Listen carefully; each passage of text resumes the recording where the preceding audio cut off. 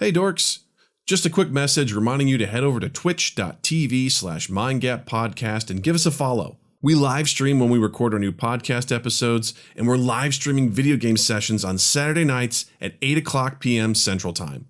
We're playing super rad stuff like Among Us, Keep Talking and Nobody Explodes, Jackbox games, and Tabletop Simulator. Come hang out and play along with us. That's twitch.tv/mindgappodcast. Mind Gap Podcast.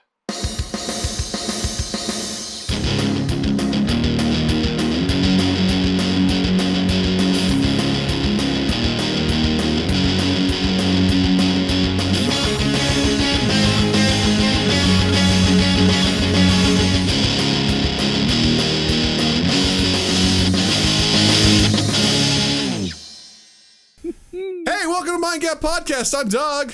I'm Justin, I think. Joining us for the 7th time on this lovely podcast is Rob Ballmaier. Welcome, sir. Welcome back.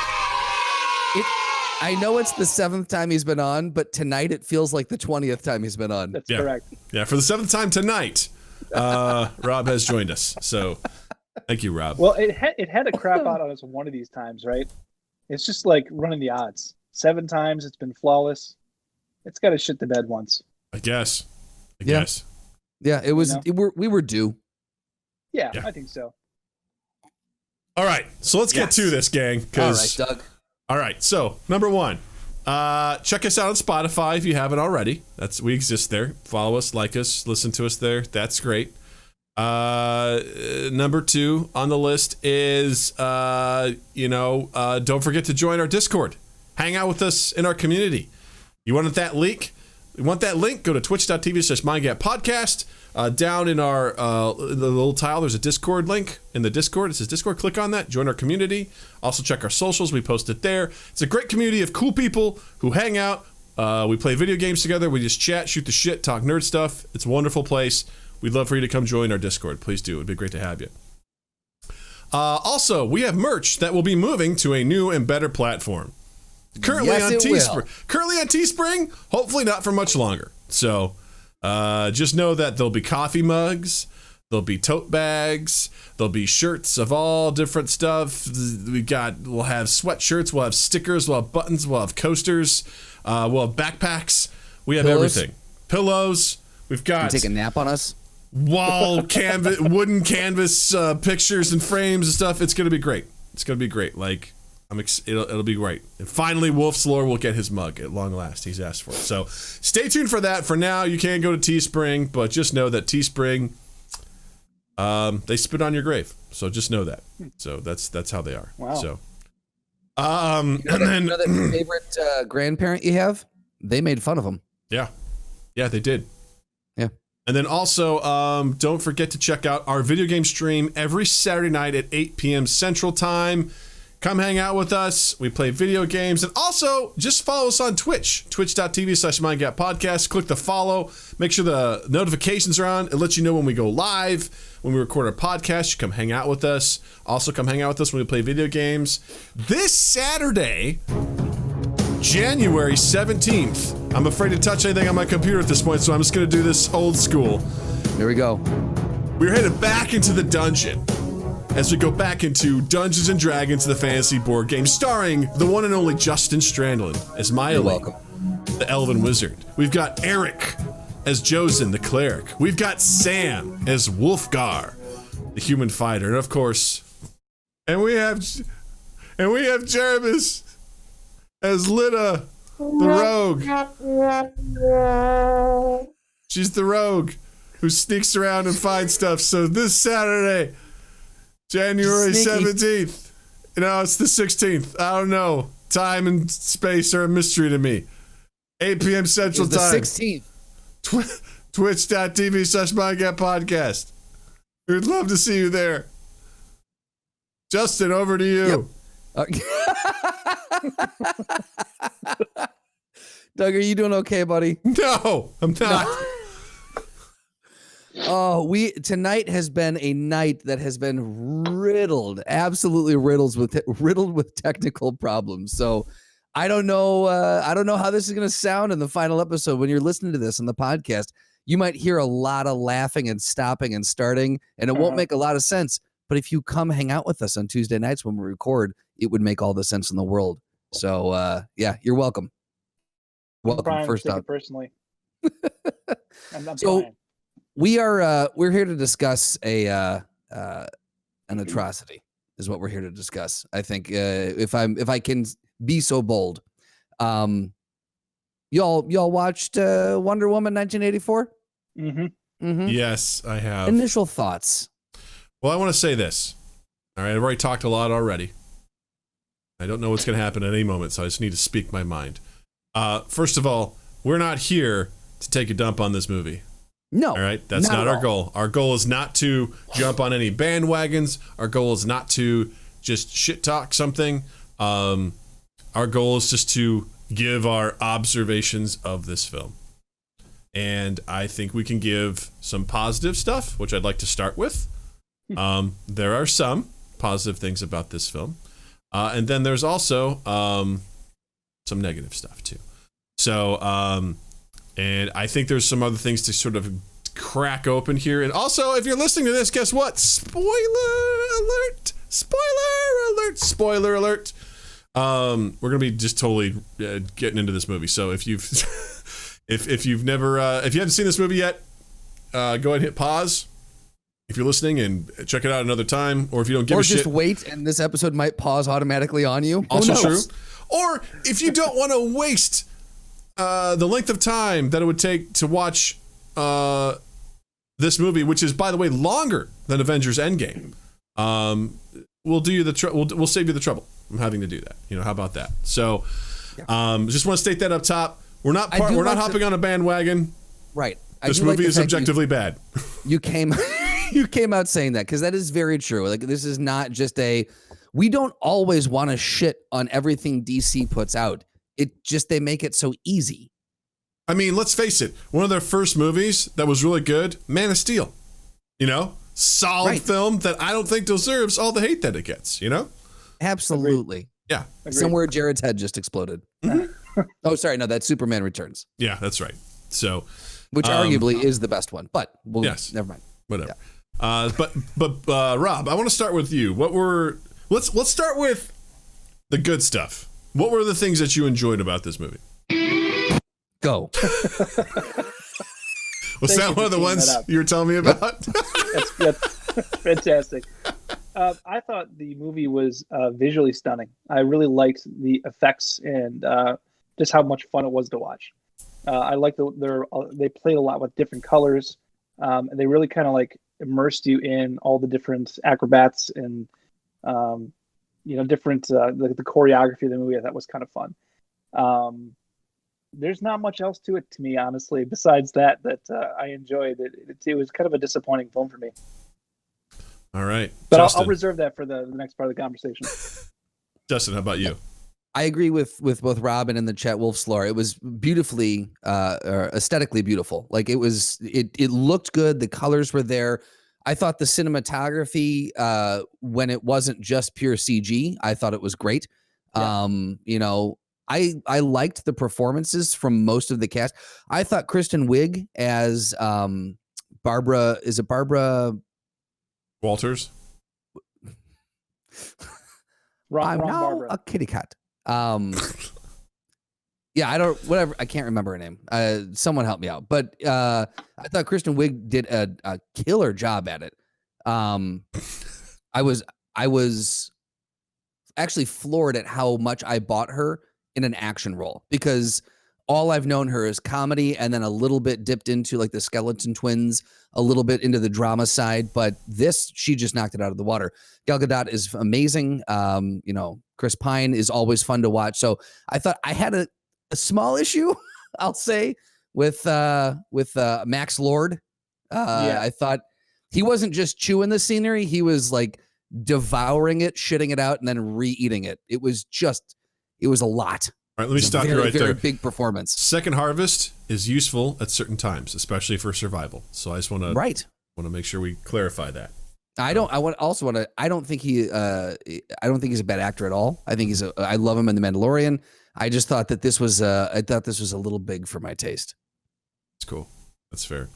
Personally, I really enjoyed the first 15 minutes of the movie. I think that was the strongest element of the movie when it was young Diana, and again, really well done. I think it really showcased the Amazonians. I almost like Amazonians, what they're capable of as a culture. I thought that was really cool. You got a taste of that in the first Wonder Woman as they were like training and things like that. But to see young Diana as she, is attempting to take on, do this event, this race, and seeing everything that they're capable of, and also a really cool lesson that she learns initially, which is, taking the easy way isn't always the right way, because she, spoiler alert, she cheats, and she messes up and she cheats, and as she's about to win, I can't remember her name, I'll just call her by her character's name, Jenny, grabs her and stops her. And she's like, and Diana's like, what are you doing? I was gonna win. She's like, yeah, but you cheated. And she was like so calm about it. It was like an awesome parenting moment to me, because like Natalie was watching this movie with me, and Natalie was engrossed. She's like, oh, what's this girl doing? She's riding a horse, and oh, she's shooting the arrow, and then I'm like, oh, she's like, Dad, what's gonna happen? I'm like, I haven't seen this, I don't know. And we were enthralled at the very end when Jenny takes her and whatever. She's like, why did she do that? I was like, and she's like, I was like, she cheated. I was like, you can't cheat and then win. That's not how this works. I'm like, this is a great moment. I'm like, do you see how important this is? Like, this is it was like a really cool thing. And then we're going to pause. And I think the other thing that I enjoyed about the film, I actually really enjoyed Pedro Pascal's performance, honestly. Like, for the insanity of this movie, for what it is and what he was doing, like, I believed him. Like, I believed who he was. My favorite scenes were when he was with his kid. Like, he was like, I don't know, like, he was really, I feel like this is similar to Tom Hardy in The Lobster Tank in Venom, if you guys have seen that movie. Like, he committed. Like, yeah. He committed 100%. He's like, I'm in this movie, and I'm going to do it. I'm going to give it my all. And he really did it. And I kind of enjoyed that. And I'll also say, a lot of people shit on Cheetah's final form. I didn't think it looked that bad. No. Ooh, I'm going to hard disagree there. It wasn't like Cat's bad. Yeah, I don't think I think it was. I actually think Cats would have been an upgrade to this. See, I was expecting much worse based on the trailer, but when you actually get the close-up shots of it, I was like, I thought it looked really good with what she had in her face and whatever they had on there. I was like, oh, she actually looks kind of scary, and she looks pretty impressive. That's about where it stops with her abilities for me, but outside of that, I didn't think she looked as bad as I think everyone gave it credit for. So, Doug, I kind of want to go back to what you were saying about the beginning of the film, because I completely agree with you. For me, what was most disappointing about this film was when you looked at Wonder Woman and Batman v Superman, she was by far my favorite part of that. She was strong. She came in like a force. And even in the first Wonder Woman standalone film, she didn't need anyone to help her out. I mean, she was a strong person. What I was disappointed with is that her character in this film was so dependent upon the relationship she had. It almost debilitated her, and I feel like it really stripped down that character. She didn't need this character, this person to kind of couple with her to make her strong, and I think that did a disservice. I was disappointed with that. I felt like they could have taken a step up from where they were and really established her as that strong Amazonian princess that she is. And I just felt it was kind of a cheap way out. It was a cheap way to play the audience, and it was too stereotyped, an archetype for me. I didn't like that at all. Yeah. Justin, what did you think about that? I agree. I thought that this one, she was much more, she was much more dependent on the guy. Now, I think one argument you could make is that throughout the film, she learned that she's stronger on her own. Like, because when she was with Steve, technically she saw a reduction in power. So she wasn't as powerful when she was with her guy. And so when she gave that up and went out on her own, she gave up the wish, she gained her power back. I've heard that argument made. I personally think that while I hear the argument, I don't personally think that that's not how the movie read to me. The movie read to me that she has been for 66 years, she's been emotionally stunted and has not been able to mentally move on, and it's consumed her life. And like, that's not what this character is. Like, she's pure power and like confidence, and just goes. It seemed like it took the development of the character back a step or two. Yeah, I mean, to that argument, Justin, I think that's kind of a cop-out. I mean, not your argument, that whole play on she got stronger as she went on because of that relationship. That's some male savior shit. I'm hard-pressed to believe that in 66 years she couldn't have had her own struggles elsewhere and moved on. I mean, like, that, to me, that's why I'm saying it's a cheap way out. And I think it didn't do that character a service, and I was disappointed with that. The other thing I'll say about the movie is because of, Justin, we've talked about the whole pre-production and the Warner Brothers producers trying to like really get into it and pick the movie apart, and not let the whole thing develop as it should. It felt to me that production hit pause and play 4 times throughout the making of that film. It felt so disjunct to me, and there was these weird like fragmentations of the movie that kind of felt sandwiched together, and it just didn't feel like a free-flowing film, if you will. So it kind of took me out of it a lot. Yeah. I'm with you. That was one of the things, like, Jill was reading her book while also this movie was playing, and she was like kind of cutting in and out of it. And I was just saying, I'm like, you can just put that book down and commit to this. She goes, I refuse.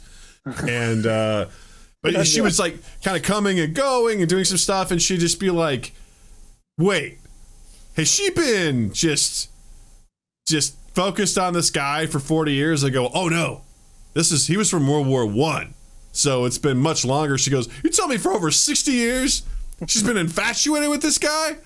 I was like, yeah. She's like, man, fuck this movie. Like, she was like not having it, Yeah, she has extended, dining alone sequences, and I looking longingly at the moon. It's such, I think, just it was not the right fit. It was 100% not the right fit to have her. Because if anything, if she's learned, because we also learned, because I just recently rewatched Wonder Woman, the first one too, is she knows she's been raised as an Amazon. Like, Amazons are like, men are brought into our culture to reproduce, and then most of the time we kill them, like praying mantises. Like, that's how we operate. Like, we don't. She even recounts to Steve how she's read the 12 volumes about like love and sexuality, and Steve's like, oh, I would love to read those. She goes, you wouldn't like them, because the conclusion is that men are not necessary for pleasure. Like, she understands it. Now, does she get to witness love for the first time? Yes. So it could also possibly be that thing, like, that's the only time she's ever loved a man before, so there's a connection there. But also, it's been 60 fucking years. Like, I find that hard to believe that she's just been this locked into this guy for 60 years. She sees an airplane go by, she just looks up at it longingly, like, oh, right. I remember when he sacrificed himself with all that gas in the air. Yeah. So I don't. Also, you know what it was? Yeah, go ahead. Safe. It was safe.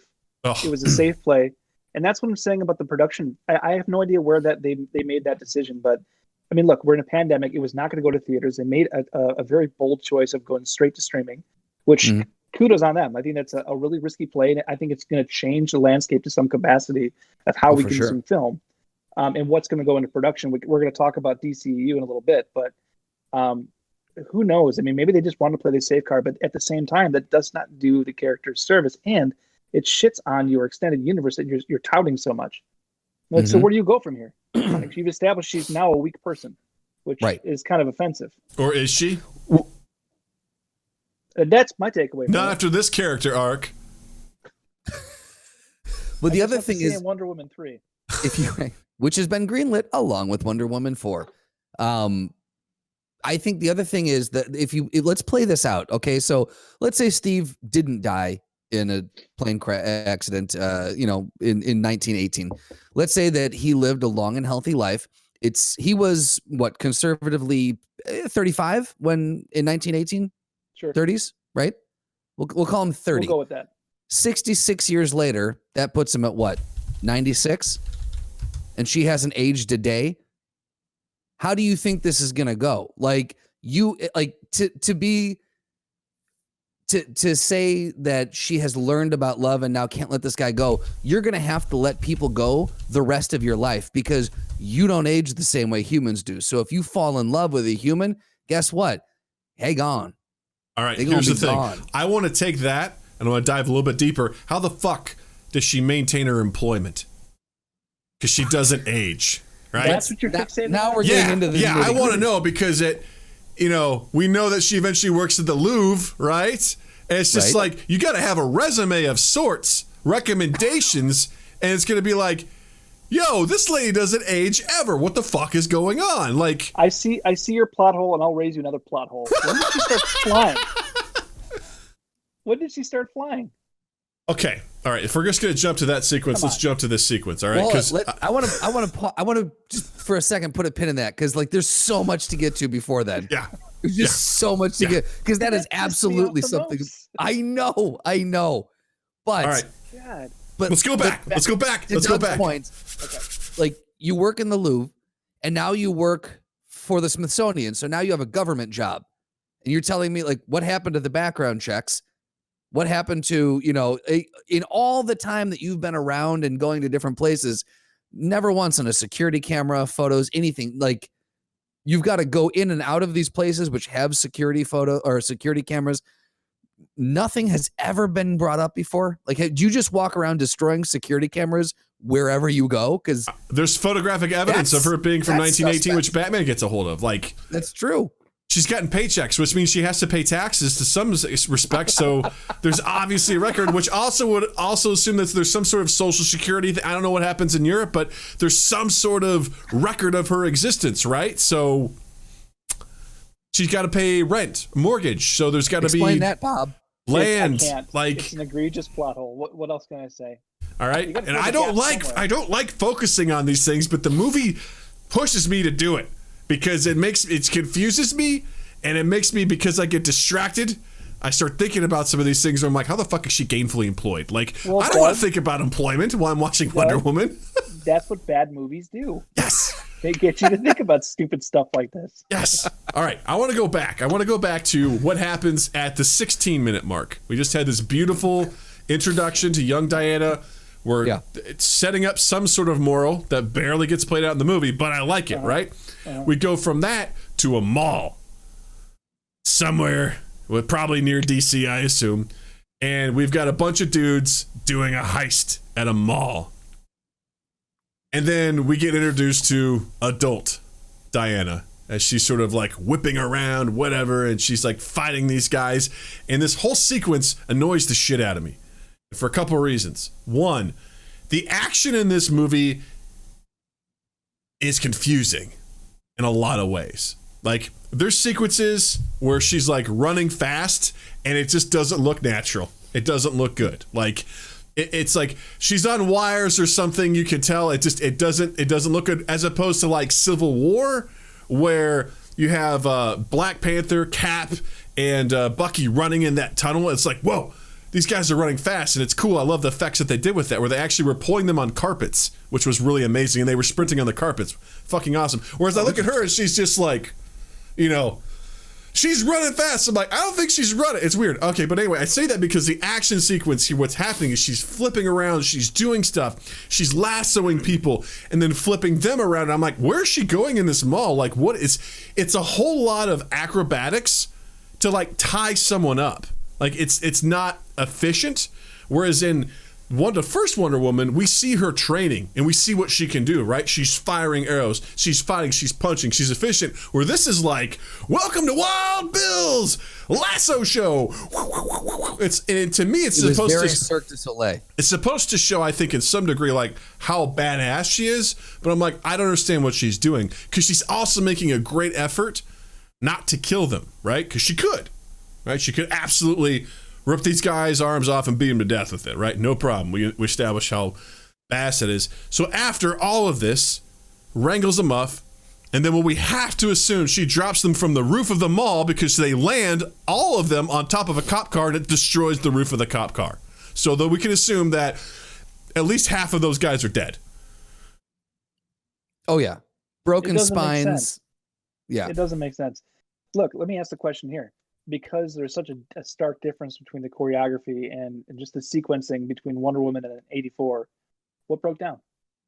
that's a great question, because was it the scene just after they breached No Man's Land or before, where they were in the town, when they were fighting in the town? Yes. Like Yes. that was some legit badass choreography and fighting and cinematography work, because it showed her moving faster than everyone else, but in a very believable way. In a combative way. In a combative way. She's tactical. slamming into, I mean, God, the apex of that scene, there's a sniper in the bell tower of a church, and the guys lift up something, they push her off, and she fucking explodes through the roof of a church. I'm like, Right.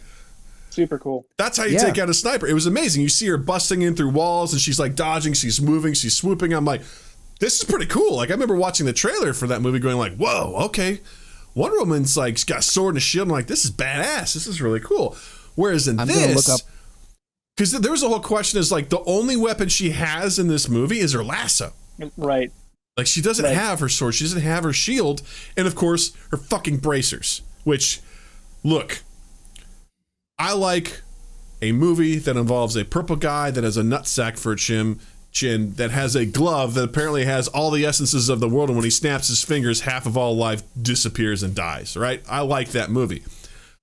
I'm sorry, I can't handle someone who's just gonna block with their fucking wrists, right? Their forearms. Like, this is just, it's insane. It's insane that she can just do this when she had a shield in the last movie. Like, it's just, but that's always been Wonder Woman canon. I mean, that's the way that's always been. There's been a lot of canon in comic books, Rob, that is insane on that works in a comic, but is bonkers, batshit crazy in a movie. Yeah, I mean, but if you're a fan of the character, that's part of what you accept about it. I mean, I'm a fan of the character, and I've always read about that, and to see it like on film to me is kind of cool. That's I get cool. that it's not your choice, and you don't buy that, but because that's trying to be true to that. I appreciate that, but that's one of those things where I would bend the rules a little bit in terms of what would you do in place of that? Give her fucking shield. Have her just do that the whole time. Give her her shield. Give her her shield. I mean, it's just that, because I look at her as a warrior. That's also my problem is I don't necessarily like her outfit either, because it's obviously sexualized. Yeah. It's just like she goes into No Man's Land in that first movie with her shield, and she's just like long legs, bloomers. I'm like, even when Thor goes into battle, right? He summons this armor, like this additional defense. And what I really wanted to see, because I've also seen comics where Wonder Woman was decked out in full plate armor. I'm like, that's what I wanted. Like, that's what I want to see, because that's who I take her as a fucking fierce, badass warrior. And that's what those Amazonians have. They have the leg guards. They have, do they have skirts? Yes. But they are more fully fleshed out in armor, I feel like, than normal. And that's what I would want to see when she goes into battle, is that sort of stuff. She is a warrior who's been trained with all these things, not just a lasso. Now, we see them using, like, other Amazonians using the lasso and stuff at the beginning of the movie, like, hey, this is one of the things that they use, but I would like that to be a tool in her arsenal, not the main weapon she has for the whole movie, because it's like she has her fists and she has this lasso, and this lasso, as Justin brought up at one point in time, seems to be endlessly long. Like, well, she's riding the lightning. I mean, it's got to be pretty long if you're going to be riding the lightning. I feel like Ride the Lightning is a unreleased AC/DC album. Actually, that's pretty sure that's the a Metallica album, if I'm not mistaken. Yeah, it sure is. Oh shit, it is, isn't it? Yeah. Great. So your wish is our command. Yeah. So I think, to answer your question, Rob, I don't know.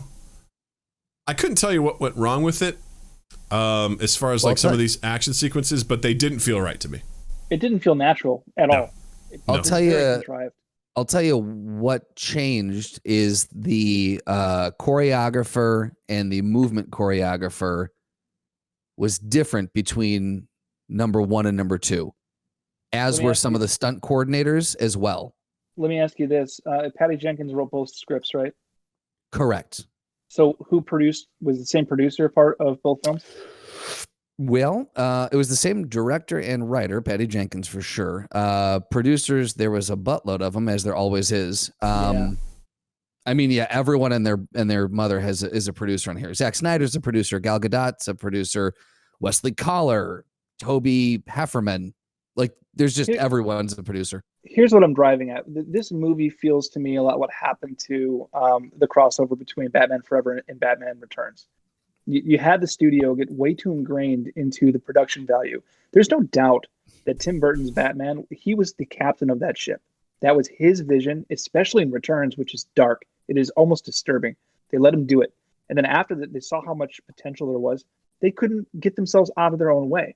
And so they got themselves ingrained. Tim Burton signed off on it. And then you had Joel Schumacher's Batman, and we all know how that wound up. I feel the same thing happened here.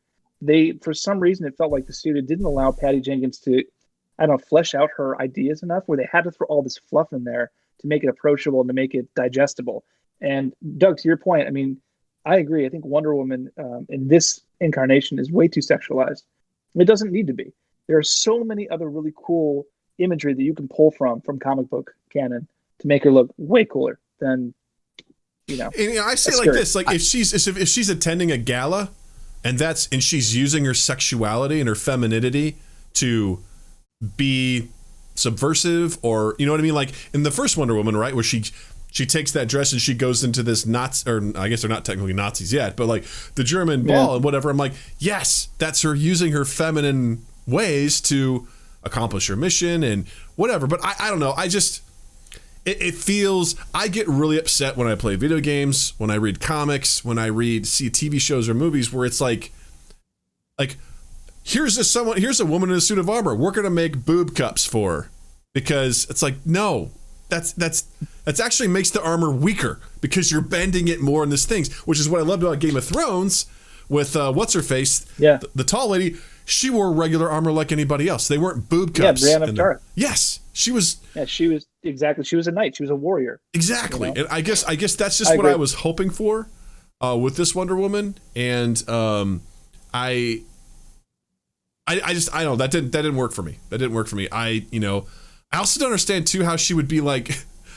We get it. She saves a kid in the beginning, and then she just like she's flying around this mall, and then she just looks at the girl and she goes, "Shh." It's like, everyone can see you. Everyone can see you. What secret are we keeping here exactly? And also, when she throws her tiara, like Cap's shield too, I'm like, wait, that we gave up a sword and a shield for a tiara and a lasso. Like that's what we're doing? Like what? Yeah. Why? Just the fact that the lasso was just acted it defied physics. It acted of its, like, it's 3 feet long. Now it's 200 yards long, and now it's back to automatically swing it around really fast. It blocks bullets. Like it does everything. Like said, we're okay with Iron Man and his his suit defies physics. Right. Tony he gets Stark shot with a tank. He gets shot with a tank shell in the first movie. He would be dead. He would be liquefied on the inside. Yes, all right. He would be liquid. We get it. But like, it's just, again, I think what happens is that when you've got a movie that breaks down so early and so big, everything else falls like dominoes. So where your mind would normally be like, oh, we're just going to go ahead and accept that because that's what this is, everything starts to become, well, that doesn't make sense either. And it's a domino effect. Yeah. Yeah. It's a good point. I mean, it really didn't set itself up to begin with well. No. Yeah. And it just kind of rippled downhill for the whole 2 hours. Well, I guess I didn't understand the minutes. rules because I also have a hard time with the movie. Its premise is based on wishes. Like here we go. That's a tough sell for me. Yeah. Where I'm that was look, a horrible plot. There are amazing Wonder Woman stories out there. There's incredible ones. I would have loved to explore the pantheon of Greek gods further, but maybe they're like, we already did that in the first one. It's like, okay, I guess. And you also established that all the gods are dead, I suppose, because Ares killed them all. So maybe that's gone. But I mean, like, there's just when's the last time someone being dead stopped them from showing up again? Fair enough. Good point. Definitely not this movie. Good point. There you go. But I was just, the idea that's like, there's this thing that grants wishes. And not only that, the way we establish that this stone that they find grants wishes is as Diana and Barbara are holding the stone, a random guy walks up and goes, man, I really wish I had some coffee. And then walks away, and then someone goes, hey, I got this extra coffee. Do you want it? He's like, oh man, it's hot too. That was a moment where That was a moment where Jill Cue music. Where Jill was like kind of half reading. She looked up and she was just like, What the? wait. She goes, is she waiting? She goes, is that guy going to come back? I go, what guy? She goes, the guy that talked about his coffee. I go, no, why? She goes, then why did he just say what he said? I go, because it's for us to establish that this stone grants wishes. And then she just put the book right back up to her face. She's like, I don't want to deal with this. Yeah. It was such like, I'm sorry, Justin, I keep talking over you. Go. No, you're fine. Go ahead. I want you to be able to express your feelings about the wish stone. No, I want your take on the wish, on the stone of wishes. I think anytime, again, it's very similar to time travel. Anytime that you make you make something based off of wishes or anything in that realm, and you have to follow the rules of a genie or the rules of a whatever, it starts to, it gets a little dicey. And I think the way they introduced it, I think was very odd too. And the fact that, they were able to just find a random Mayan who lives in Washington, D.C., and they get from Egypt back to D.C. like that. And the guy's just like, oh, yeah, here's everything you need to know about the wish stone. Let me open my tome of knowledge and flip to the right page. My great-great-grandfather was a Mayan, and they wrote all this down in this book, and I put out flyers telling people they can come by my place to learn about Mayan history. There has to be a mathematical equation that establishes the law of suspending disbelief, because there's a fine line where if you keep adding on, it's just garbage. But then there's also the other end of the spectrum where all of it is just like, yep, I'm gonna breathe it all in. I know that all of this is fake. But this movie fell somewhere in between, where they just kept adding more and more for you to like pacify and just agree with. Yeah. And it just compounded on top of itself and just created a really bad story. Like they wrote themselves into a corner and had to like, all right, what's the MacGuffin to get us out of this? River City DQ18 said something really interesting that I noticed it, but it didn't stick with me. And now that you're saying it, my God, yes. Diana never spoke her wish. She only thought it while holding the stone. So what are the rules? Because everyone else in the film has to touch, and they have to speak exactly what it is. And that is, again, like, I don't want to get hung up on things, but that is also that's such an easy fix. Yeah. Right? That's such an easy fix. Like, just. It's a really bad plot hole. Yeah. Yeah. It's very bad plot hole. And in a movie littered with bad plot holes, that's saying a lot. Yeah. Well, and so in a world with all of these crazy things like a stone and all this other garbage, you have to be ready to accept a lot of weird shit. You've seen a lot of weird shit, but at the same time, if a random dude just walks up to you and says, "Hi, Diana, I'm your lover that died 66 years ago," within 45 seconds, she's just like, "Oh, Steve?" Like, one might argue that psychologically, you're just willing to accept anything as your boyfriend at that point. So can I pause you for a second? And yes. Along that same line, obviously he only looked like Steve to her. Yes. He was a different person. Yes. So that really confused the hell out of me. Right. No, okay. All I can see is you. Well, then you better get your eyes checked, because all anyone else sees is Hank, Swanson, and his family's wondering where he is. Hank the banker. And that's all he is. No, that's a really good point, because it's very much a Ghost moment, from the movie Ghost, where Patrick Swayze goes into Whoopi Goldberg's body and we watch as Demi Moore and Patrick Swayze are making love. But no, that's a lesbian experience between Demi Moore and Whoopi Goldberg. Like, that's totally happening. Swayze ain't there, baby. No, ain't he's no not. Ghost dick. Yeah, that ain't happening. So same thing here, where it's like, I see him, but I'm like, but she doesn't really. You know what I mean? Like, right. It's a delusion. Everyone else's wish came true, right? I mean, like, you saw it in the physical world, and this didn't. So that was another thing that kind of really confused me. Right. That's exactly like, we'll bring him back, but inside that's, again, what are the rules? Because I would say, because keep upending the rules. Because it's the monkey's paw thing, right? Whatever you wish for has a cost. Don't start with the monkey's paw. We will. Because the idea was that, like, you get a wish, but there's a weird twist to it. I'm like, oh, so He's possessed someone else's body. But then also, I didn't understand. The core of this movie made me feel dumb, and I don't appreciate that because I didn't understand what was going on. I got mad because it's like all of a sudden, she's in, Egypt and she's like fighting, but then she's like, seems like she's getting tired. She gets shot and she's bleeding. I'm like, oh yeah, she gets shot. I'm like, then why does she have a goddamn shield? Like, I'm asking all these questions and it's just like she's limping. I'm like, is she getting weak? And keep in mind, this is like an hour and a half into the movie. We see Wonder Woman at the very beginning, about minute 16 in the mall. We don't see her as Wonder Woman again until over an hour later in the movie. And I hate to be picky about this too, but as she's in this car with Steve trying to chase down this guy, she just goes, and she's got her uniform on under it, gets out of the car and just starts running. I'm like, what? Clean lines. That's always there, huh? Okay, I guess. I mean, again, we'll go back to Hulk. He hulks out and his pants stay on, all right? So, I mean, look, we'll talk about wardrobe stuff all day long, but I'm just like, again, when that happens, I'm like, you're taking me out of this, like... Yeah. But the whole point was, when this was happening, I didn't understand. They're so heavy-handed in this movie. So heavy-handed on so many things. But with this, I didn't understand that she was getting weaker. Like, I didn't understand that until she fights Barbara at the president's, like, at the White House, which I was like, why is she so weak? I was like, is Barbara siphoning her power? Like, because she said she wanted to be like Diana, so is she, like, taking her stuff away from her? But I was like, no, but then I realized, I'm like, oh, not until that point did I realize, I'm like, oh, by having Steve around, it's making her weak.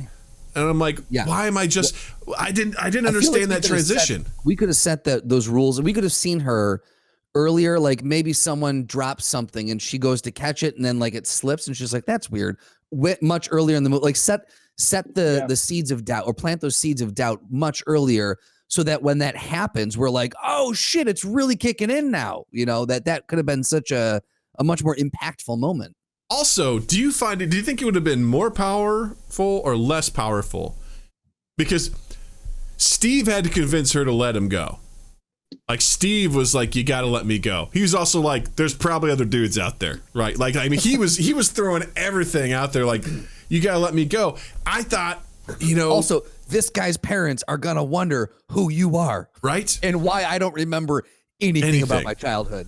And I'm just, Stick and Stone says they had the lock on the garage part. That's a fair point. I still didn't understand it. I completely missed that. You're right. Again, it was just one of those things where I'm like, it didn't compute with me. It's like, why is this? I guess it's just a strong lock. It's made good. It's made tough.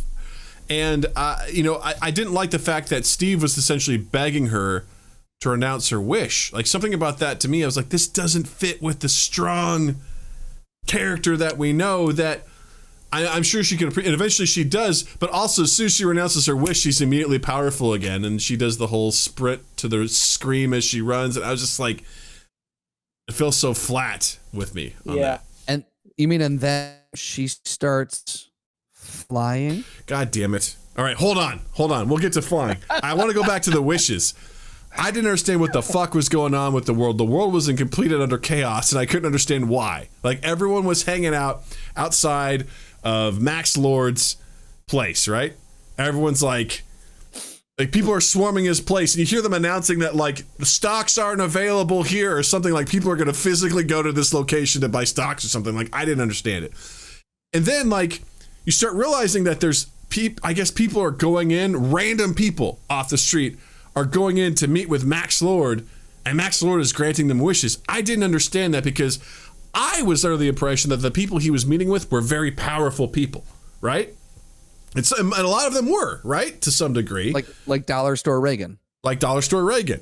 But you also find out later, like, there's this weird line where there's this guy, like, wandering, and this lady's like, you gotta go, you gotta get out of here. He's like, but my cows. I told him I wished for a farm, and now the cows are here. I'm like, average people are coming off the street and he's granting them wishes, and I'm like, to what end?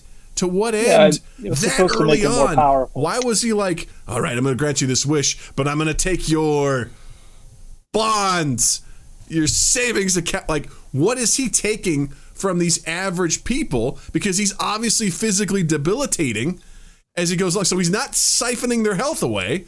He's granting random wishes, but what's he getting in return? Like, I don't understand. Answer the goddamn question. Rob? It doesn't make any sense. I mean, look, you could argue that it's to establish that he's got that power to make himself stronger, and eventually you do see that play out in the movie. Yeah. He does regenerate by taking all of these different wishes from people, but it still doesn't make it any less confusing when it's going on in the moment. That's just kind of the story. That's just the whole feeling, the whole story throughout the whole movie. It's like every step of the way was a little bit more and more like, okay. Yeah. Like, right. I found myself saying, okay, more than just kind of being immersed in the film. Yes. Right. That's a great point. Right. So distracting. Yeah. And look, we could sit here and we could go, we are only about, maybe just over halfway through the movie at this point. We could go point by point by point, but we could talk about how he's flying a jet plane 66 years after he flew like a rust bucket back in World War I, and he's just doesn't know what an escalator is, but can fly a jet plane, no problem. I hate fish out of water stuff. I hate it with a passion, and I was like, why are we focusing on Steve? This is not called Steve 84. This is called Wonder Woman, and we have a whole sequence, which I know is supposed to be comic relief, and I love Chris Pine. Another thing I'll say, Chris Pine, goddamn best. Like, I love that guy. He does phenomenal. I'm right there with you. I don't give a shit about what he's trying to wear. I don't give a shit about him just being like, oh, an escalator. Like, I don't give a shit. Also, I'm not a doctor, and I'm not a scientist, but radar works even if you can't see something. That's its whole fucking purpose. So when it goes invisible and it just disappears from the radar, that's not how radar works. Yeah, but maybe you don't know. It's maybe a special magic plane, Doug. Right. It bends sound waves, man. It's cool. It's and then cool. they fly through fireworks. That seems like a really dangerous thing to do. Again, doesn't know what those are. Which is bullshit. We've been celebrating 4th of July for many years. Is the war still happening? Do you think he would want to go in a plane after his final act? He'd probably have some PTSD with that. That's for sure. But again, we could go through all these individual things. We have more topics to get to post this, and we have really gotten into this. I want to get to what Rob wanted to talk about. The flying. I want to get to this. So what was your feeling when she just finally caught that first wave of air? Was it just awesome? It was honestly, what the fuck is happening right now? I mean, like after so that's at the end of the film, right? So you've sat through at least 2 hours of this thing, and every step of the way being like, what? And then that happens, and it almost kind of pissed me off. Just like, at least they had the courage to show her like lassoing lightning. I'm like, I can kind of buy that. Okay. You think that's courageous? You think that's courage? Courageous. Look at Doug. You saw the film. I did. It's a very, very small nugget of courage they had to that was the moment in the trailer where I was like, I don't think I'm going to see this movie. Like, that was a defining moment where I'm like, I'm out. But look, the whole thing was just like, at that point, it was just kind of done. And it's funny. I was telling Justin this. So after that scene in particular, but after the movie ended, I literally put on Batman and Robin to see if it was as bad as the movie I just watched. Spoiler alert, it's still the worst movie I've ever seen in my life. So it's not quite there. But it put that seed in my head. It's like, well, I've got to check out Batman and Robin because I remember being just dog shit. Right. And I don't want to call Wonder Woman 84 dog shit, but it was definitely it's not a good movie. Strong showing. It's just, I think it's just not. It's not enjoyable. It's not even that's not enjoyable. It's just technically it's not a good movie. Yeah. It's just not a good movie. You've read more of the DC comics. Does Wonder Woman at any point does she actually fly? Not to my knowledge, and I actually started looking up today. I got sidetracked because I wanted to prep for the show. I don't know of that being a thing.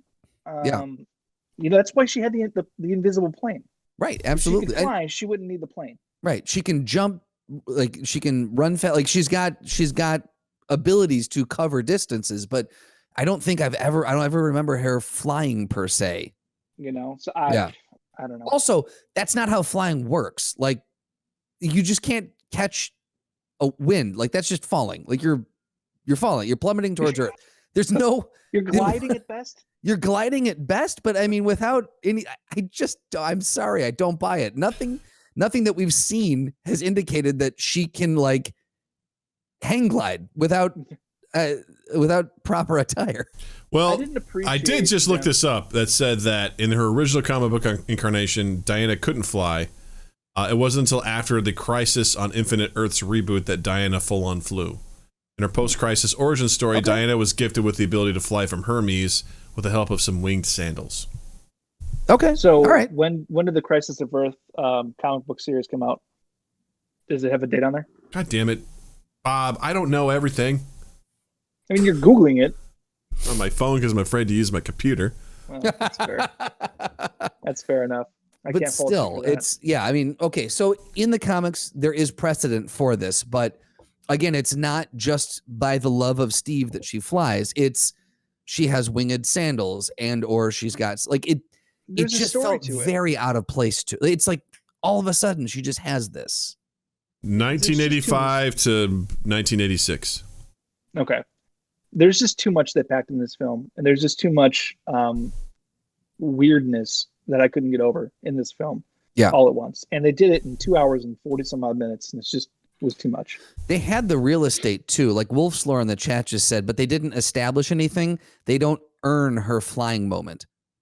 No, like she just listens to remembering Steve, what he said about what it's like to fly. And for the record too, that whole sequence was incredibly long of her just in the air and just whatever. I mean, fast travel is a real thing in this film. Like, I mean, man, talk about, and I'm not saying we have to watch her get on a plane, check her bag and, do all that sort of stuff. But I mean, the idea of Barbara calls her on the phone, or she calls Barbara and she's like, there's this Mayan guy. She's like, we'll be there in the morning. I'm like, where the fuck are you? Like, I guess that's not impossible, but it just seems like, cool, we're here. I'm like, all right. And then at the end of the movie, when she's like, somehow she knows where Max Lord is, somehow, and then she goes back to her apartment, gets the golden armor, and then just knows how to get there. It's like, all right, two more things. All right, I'm sorry. I want to get to two more things. Number one, Max Lord says, hey, I'll get you a TV. It'll be 19 inches. It'll be great. You'll love it. She goes, I don't have a TV. Open up her closet door. She's got a whole bunch of TVs that are closed circuit TVs that also just happen to catch the exact street that Max Lord's driving on his way to the White House. I'm like, okie dokie. So that's how she tracks crime. So that bothered me. Also, the golden armor. What a waste of a thing. Like, yeah, that was really disappointing. I mean, that was supposed to be like the shining moment of the story arc there, and it got destroyed in 5 seconds flat. Yeah, like I understand Cheetah's pretty powerful, but I'm like, what was the point of even saving this or digging this thing out? Like, it served no purpose other than I guess she could fly, which she already could do, and then she protects herself. It gets beat up. She drops the wings, and it's like, what was the point of that? Like, it was. Yes, Slotty, gold is soft metal. That is true. It doesn't hold up that well.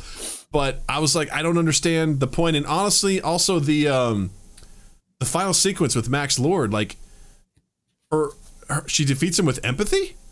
Right. Like that. Listen, I love empathy. I'm a proponent of it. We don't have enough of it in our world. But to be like, it's like this moment where he's like, why are you talking to me? She's like, I'm not talking to you. Because I have my lasso wrapped around your leg and now everyone's renouncing their wishes. And even he's like, my son! And then he runs off. I was like, man, like maybe I'm just programmed for a big Act 3 fight to resolve this issue. But I was like, man, this is such a weird way to end this. Here's the thing. So his son is the reason why he renounced all this. His son throughout the whole movie was clamoring for his father. It's just like right there. It's just like now he had this aha moment where he had to go be with his son. It just felt very cheap. Yeah. Also, we can agree that's not his son, right? I mean, also, we can agree that he's going to prison for the rest of his life, right?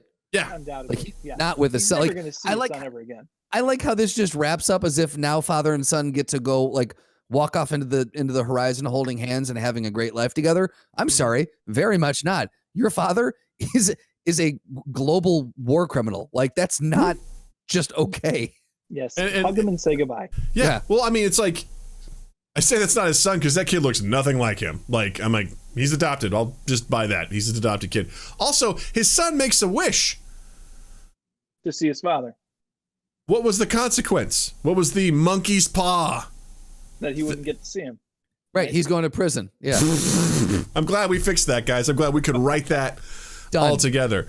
And also, just real quick, too, the phrase monkey paw gets picked up real quick by Diana, who's never heard that before. Like, because she refers to it as all these different things. And then when, like, Barbara confronts her, she's like, Barbara, it's the monkey's paw. I'm like, what? Okay. Is that just going to call? All right. Okay. That's Your cool. accents are on point tonight, Doug. Thanks, man. I've been practicing all day. Killing it. Well done. Yeah.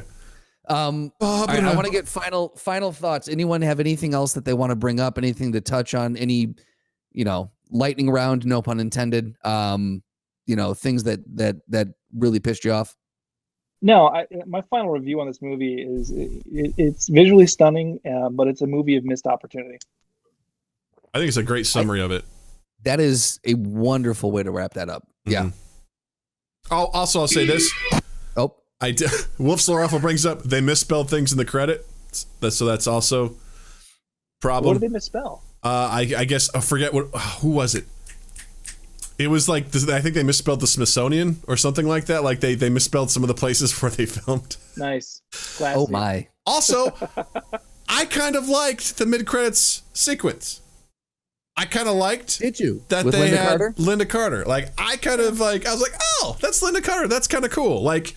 Because she mentions I'm surprised. I like how she mentions, because I was sitting there going like, they mentioned this woman who came and fought off, but she could never find her. I'm like, I hope that's foreshadowing something. And sure enough, there was. I'm like, oh, that's kind of a nice nod to Linda Carter. That's pretty cool. Yeah. Yeah. All right. Well, guys, that was Wonder Woman 1984. I'm glad we got that out of the way. It's been our review of Wonder Woman 1984. Yeah. Well, that was a thing that we just did. Before we run out of time, I definitely want to get into, I feel like we've got two other things. DC deciding to have two cinematic universes, and Michael Keaton is the new Batman, just because obviously we're going to have you back, but Keaton's your guy. Talk to me about that, because I'm super legit worried that I don't know what they're doing. I don't know. Make me feel better about it. Well, I can't right now, only because I don't think the Warner Brothers Studios knows really what they're doing right now. There's been the movie The Flash. No surprise there. Yeah. The movie The Flash has gone through a lot of different incarnations. It's been dropped a couple times. There's been a lot of questions if it's ever going to get off the ground. And signing Michael Keaton on to this whole multiverse Flashpoint into the story arc of The Flash has breathed a ton of new life into the whole project. So I think that, and it's actually just been officially confirmed, I want to say last week, legitimate press was actually announcing the fact that Keaton is signing on for the main Batman character in that story arc. They're not really quite sure about what they're going to do to flesh it out, but right now as it stands, Affleck's Batman and Keaton's Batman are going to both be Batman in this story. It's going to be a multiverse story. There's questions about where Pattinson is going to fall into this, if at all. But there are talks about Pattinson having a trilogy, although I'm hearing right now that Matt Reeves and Pattinson are not getting along at all. Yeah, and very contentious.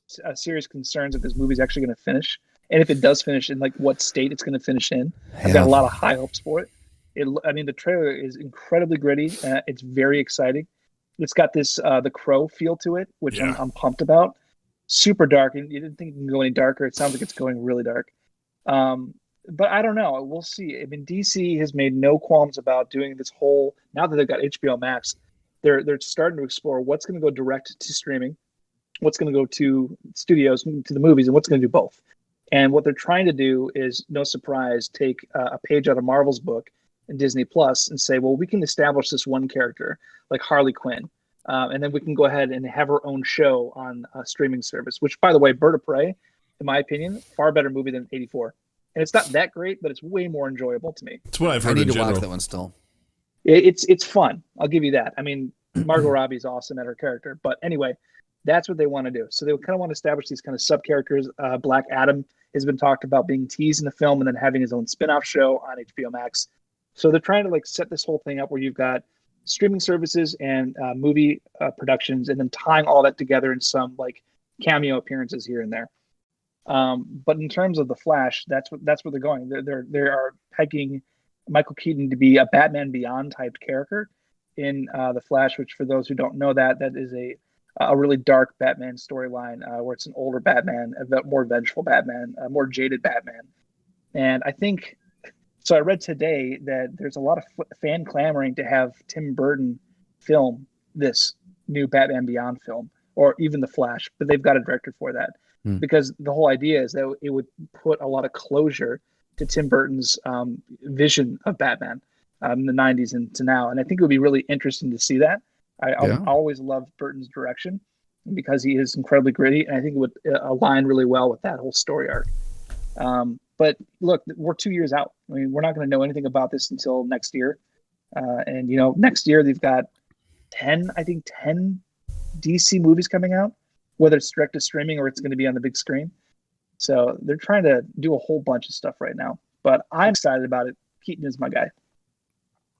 If you, with Pattinson and Reeves having some issues for both of you, if you had to recast, do you replace the director or do you recast the film? Oh, man, that's a really hard question. I think it depends on really what really is the issue. What is it? Is it the actor? Is it the director? Like, you got to have empathy. Right. You got to hear both sides. You got to see what's going on. You got to see what is really the issue, and is it reconcilable? Is it not? Like, I don't know. Like I would have, honestly, you're fucked either way. Because if you recast, 100%. If you recast Pattinson, everything you shot is worthless. So I think you probably have to switch directors at that point, and that's dangerous. That rarely works out. You're not going to recast Pattinson. If anything, you're going to recast a director. And from what I'm understanding is that Matt Reeves is pushing Pattinson to the edge. That's what's happening. I don't know what that means, but apparently he's just really, I don't know if he's trying to push him creatively or he's just pissing him off. Here's what I think about Michael Keaton and multiverse and the DCEU. That's how I feel about it. So cavern. It's like the Bat Cave. It's a Bat Cave. It's a Bat Cave. It's a Bat Cave. You didn't give it a chance. You just went straight to farting. Yeah. No. I think it's a terrible idea. Here's what I'll say: is I agree that I'm like this seems like.